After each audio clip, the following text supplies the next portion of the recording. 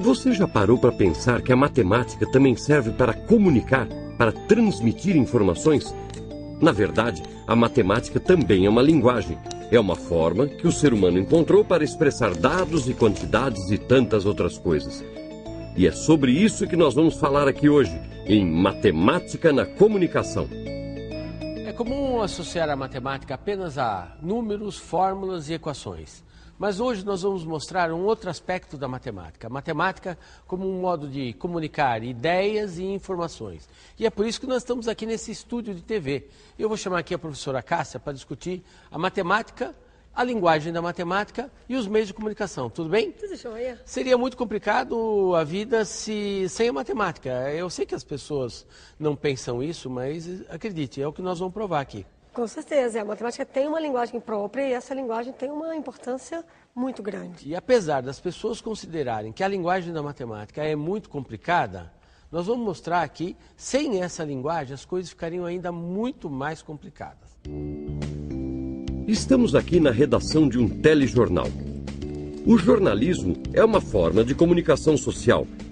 É a sociedade organizando-se para transmitir informações entre pessoas. A comunicação, ela é bem mais ampla. A criança, quando nasce, mesmo não tendo idade, ela se comunica. Ela consegue comunicar para a mãe que ela está com fome, que ela está com dor. Até os pássaros, quando eles têm fome, eles abrem o bico para se comunicar. Esse é um ponto importante num programa como esse, que é assim, destacar a matemática como linguagem, né? E como linguagem, ela cumprindo uma função comunicativa. Nós temos várias comunicações. A língua de sinais é uma comunicação. Vários modos. Então eu posso me comunicar por gestos, por sons, pelo tato, né? Os cegos, a linguagem braille é pelo tato.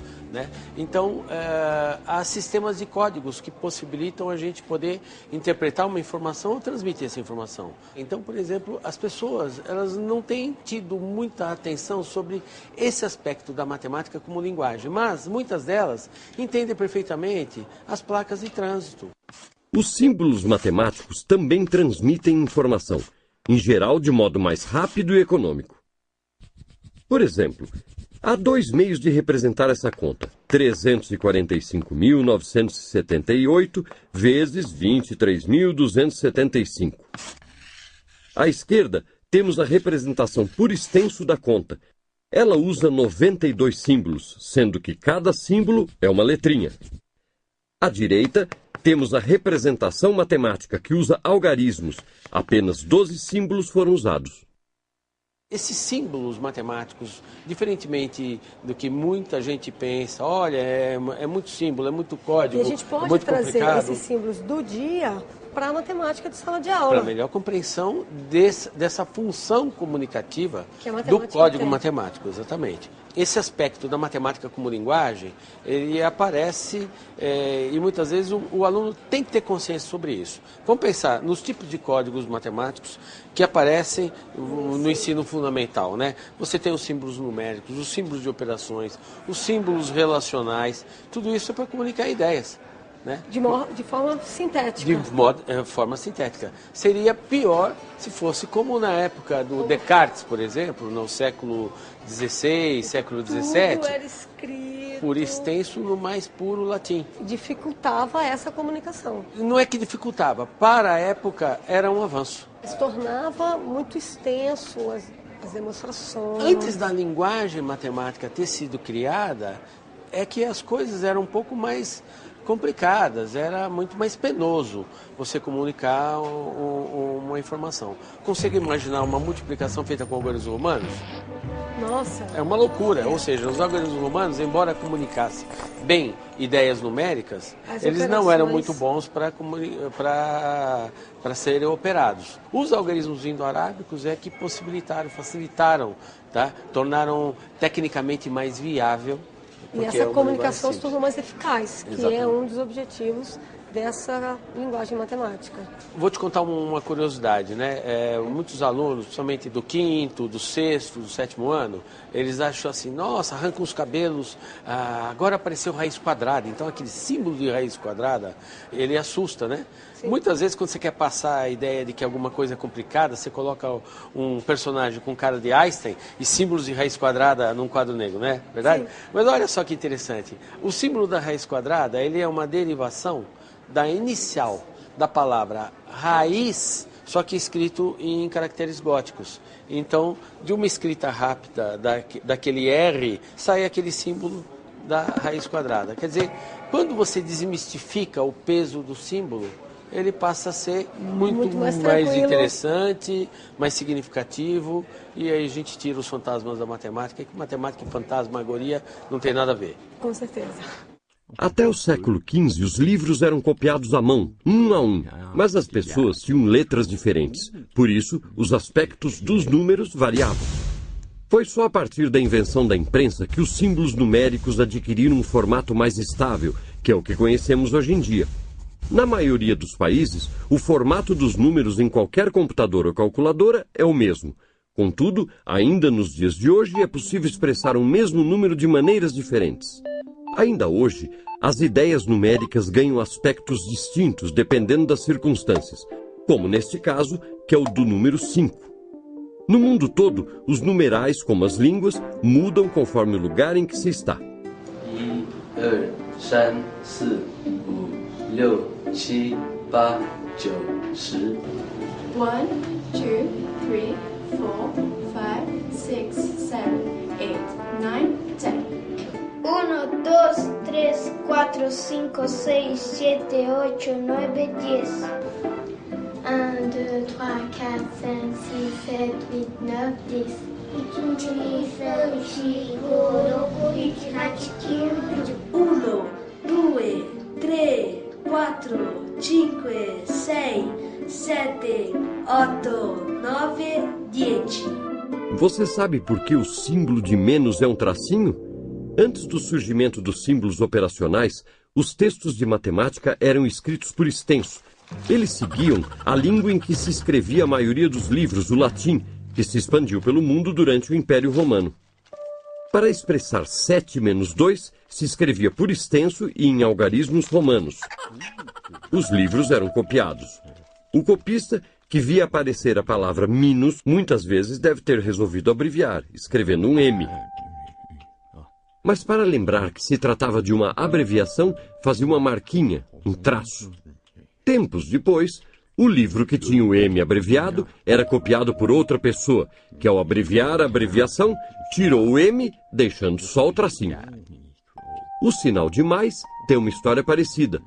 Plus é como se escreve mais em latim e por extenso. E repare que a palavra plus ainda hoje significa mais em inglês e francês. Também nesse caso foi criada uma abreviação, um P com um traço em cima.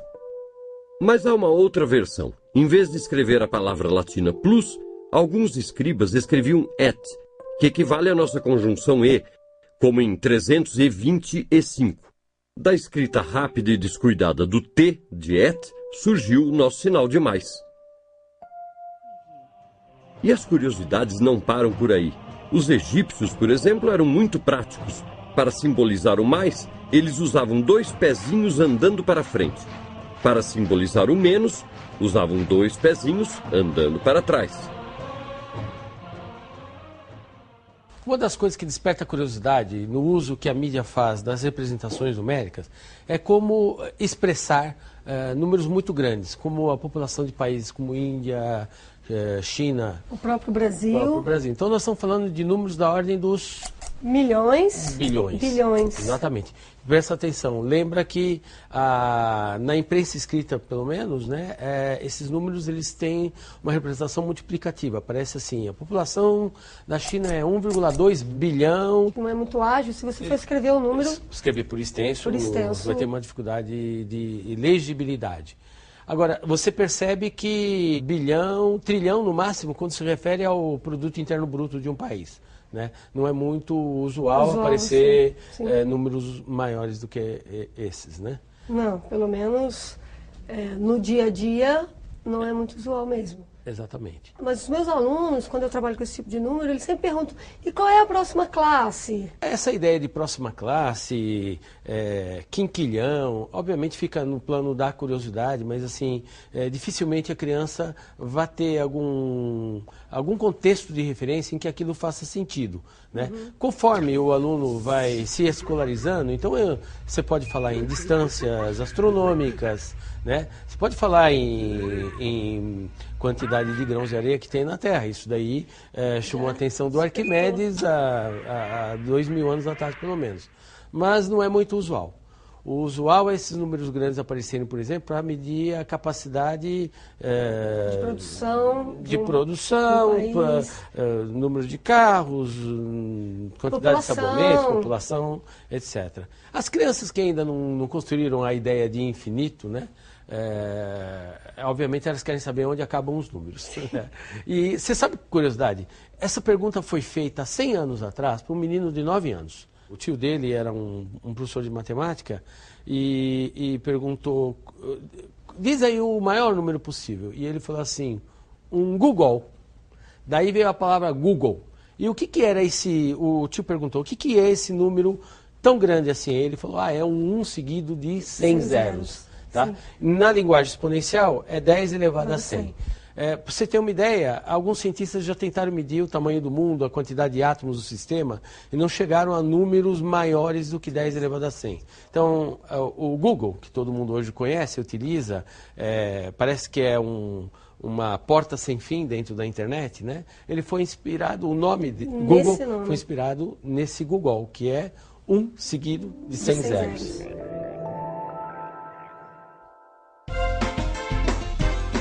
Matemática em toda parte.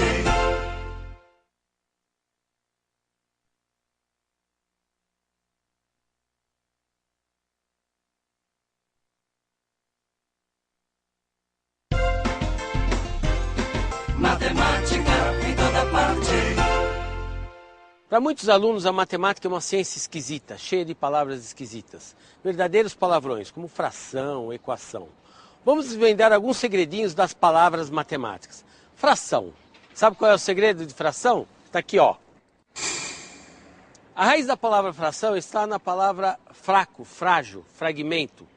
Nos livros antigos, os números fracionários eram chamados de números quebrados. O termo equação também não tem nenhum mistério. Tem a mesma origem que palavras como equilíbrio, equilátero, equidistante, equivalente. E até uma palavra muito popular nos livros de geografia. Sabe qual é? Equador. Equador é a linha imaginária que divide a Terra em 2 hemisférios iguais. E já que o nosso tema é matemática e comunicação, vamos ver uma curiosidade que sempre esteve na sua frente, mas talvez você nunca tenha tido a oportunidade de ver o que estava por trás. Sabe aquela televisão de 14 polegadas que se tem no quarto, na sala ou na cozinha? Pois é, onde é que estão as 14 polegadas? Vamos ver aqui. Olha onde é que estão as 14 polegadas. 14 polegadas é a medida da diagonal da televisão. Antes do advento das televisões de plasma, todas as televisões eram um retângulo semelhante a um retângulo 3x4, que nem a foto da carteira de identidade. A medida da diagonal, medida em polegadas, que é uma unidade de medida utilizada nos países de língua inglesa, é que determina as polegadas da televisão. Então, você pode até usar o teorema de Pitágoras, medir a altura e o comprimento da tela, e você vai obter a medida da diagonal da tela em polegadas, o que dá 14 polegadas, dá aproximadamente 36 centímetros. A polegada vem do tempo dos romanos e é inspirada nos dedos polegares. Ela mede 2,54 centímetros. Desde os anos 1950, o padrão das TVs comuns é o 4x3. Mas nas TVs de última geração, como os televisores de plasma e LCD, a relação entre as medidas da tela é diferente e obedece à proporção 16:9. São muitas as razões que levaram à adoção desse padrão. Uma delas é a que faz a tela de TV se parecer com uma tela de cinema. Tal como nas TVs comuns, a medida em polegadas é tomada pelo tamanho da diagonal. Como uma polegada equivale a 2,54 centímetros, a medida em centímetros de uma tela de 42 polegadas é cerca de 107 centímetros, mais que o dobro de uma TV comum.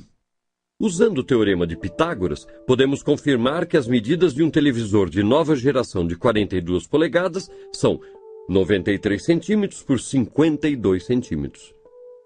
A razão 93 por 52 equivale à razão 16 por 9.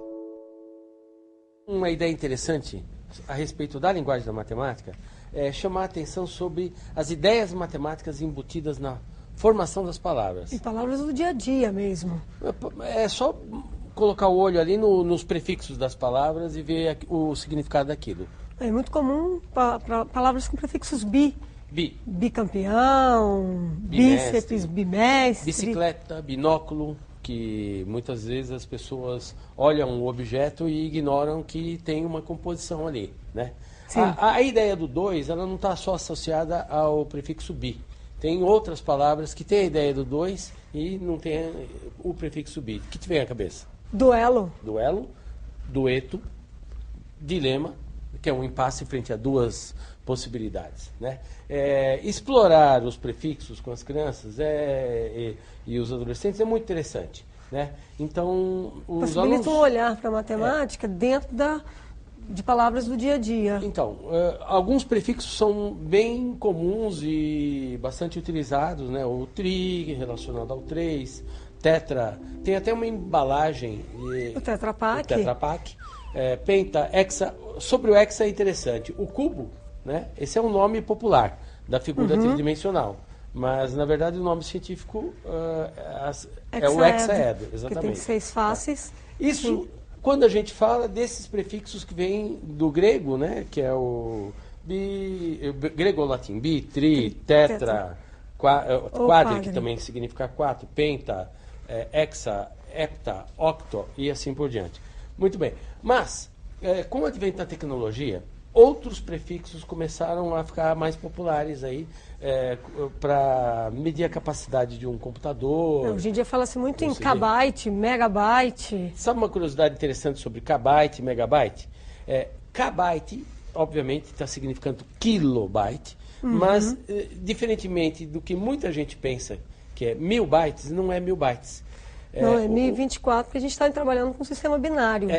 O computador é uma máquina binária, né, que não passa energia, né, e 1024 é uma potência de 2 elevado a 10, que é a potência de 2 mais próxima de uma potência de 10. Nesse sentido, então, de verdade, 1 megabyte não é 1 milhão de bytes. Então seria 1024 vezes 1024. Mas, como ordem de grandeza, 1 milhão está de bom tamanho. Por isso que a gente usa uma coisa mega como uma coisa muito, muito grande. E hoje, os computadores atuais, eles têm capacidades cada vez maiores, né? A gente já tem gigabyte. Giga, tera, e vem mais coisas por aí. Matemática em toda parte.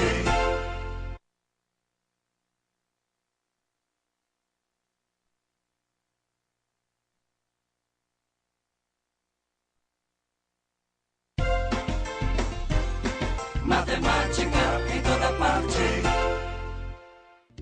Agora, uma outra coisa importante que eu acho no uso da mídia para a sala de aula e que pode ser uma dica para os professores é produzir, extrair informação de um texto jornalístico, né? E quando o texto vem com gráfico, fazer essa relação, né, dessas informações, até analisar essas informações para ver se esse gráfico está trazendo essa informação de maneira correta. Então, muitas vezes confrontar o que está escrito na manchete com o que está escrito no corpo da matéria e com a representação gráfica.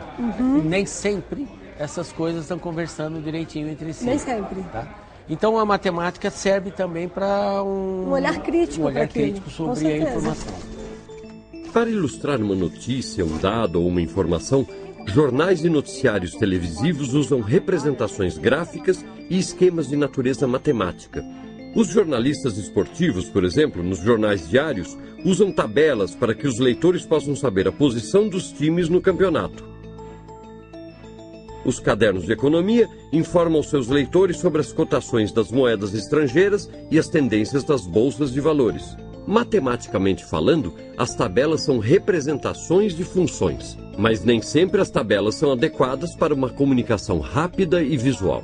Quando precisamos apenas de uma informação geral, a informação visual é mais do que suficiente. Por isso, os meios de comunicação de natureza audiovisual, como as TVs e a internet, utilizam largamente os gráficos.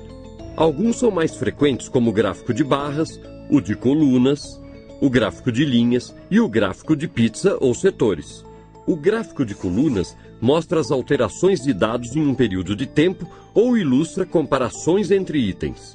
Um gráfico de linhas é utilizado para mostrar evoluções ou tendências nos dados em intervalos iguais. Em geral, os gráficos de barras ilustram comparações entre itens individuais. Já um gráfico de pizza mostra o tamanho proporcional dos itens observados e a relação entre esses itens. Mas só se o bigode não comer todo o gráfico. Quando aparecem números muito grandes ou números muito pequenos numa matéria, quer seja do noticiário de TV ou numa matéria de jornal, não é normal que as pessoas comuns atribuam a verdadeira informação para aquilo. Né? Elas têm que ter muita comparação, uns elementos de referência. Eles usam esses elementos. Por exemplo, recentemente um governo fez um aporte aí de cerca de 10 bilhões de dólares para salvar um setor da economia. Agora, o que é 10 bilhões de dólares? Né? Para o aluno poder prover de significado essa informação, ele tem que fazer muitas relações matemáticas, não é isso? Sim. Outro aspecto importante que pode ser trabalhado em sala de aula é a questão, quando você tem um texto, você retirar as informações numéricas desse texto, né? Para que o aluno possa completar essas informações e que ele faça sentido. Quer dizer, isso é uma dica de atividade, né? Você pega uma matéria, você apaga todas as informações numéricas. Isso. E o aluno tem que... É legal que seja em grupo essa atividade, porque eles podem discutir, né? Preencher aquelas informações numéricas de modo que o texto tenha sentido e que a ordem de grandeza das coisas não fique estranha. Você pode ter essa atividade ou a atividade em que você tem um texto e um gráfico de suporte, onde ele tem que buscar no gráfico as informações para completar adequadamente o texto. Isso daí é muito interessante, se o professor puder extrair isso na produção de atividades, porque vai envolver vários tipos de pensamento matemático, mas principalmente o pensamento proporcional. Os meios de comunicação têm utilizado muito a linguagem matemática para comunicar ideias e comunicar informações, né? Tanto a mídia impressa como a mídia televisiva. Agora, e o contrário, né? Quer dizer, lá na sala de aula, como é que o professor está trabalhando com aquilo que a mídia produz para fazer as suas aulas? Eu levo para as minhas salas, eu levo gráficos, levo reportagens, acho que aprender a ler gráfico de barras, gráfico de setores, gráfico de linha, é muito importante e pode ser trabalhado em várias séries. Você está se referindo àqueles conteúdos do bloco Tratamento da Informação dos PCNs. E você trabalha isso em todas as séries ou... Trabalho isso em várias séries. Acho que um aspecto importante do tratamento de informação é você poder trabalhar com outras áreas do conhecimento. A gente faz Geografia, ciências. Eu já trabalhei até com artes, quando a gente trabalha com gráficos, essa confecção, para ele ficar a combinação de cores. E isso deu um trabalho super interessante. Existe muita matemática em nossa vida. Aqui você viu como ela é importante na comunicação entre as pessoas. E na sua sala de aula, como vai a comunicação? Aproveite para descobrir com seus alunos boas formas de se aprender matemática com as coisas e os lugares que eles conhecem. Porque, como você já sabe, tem matemática em toda parte.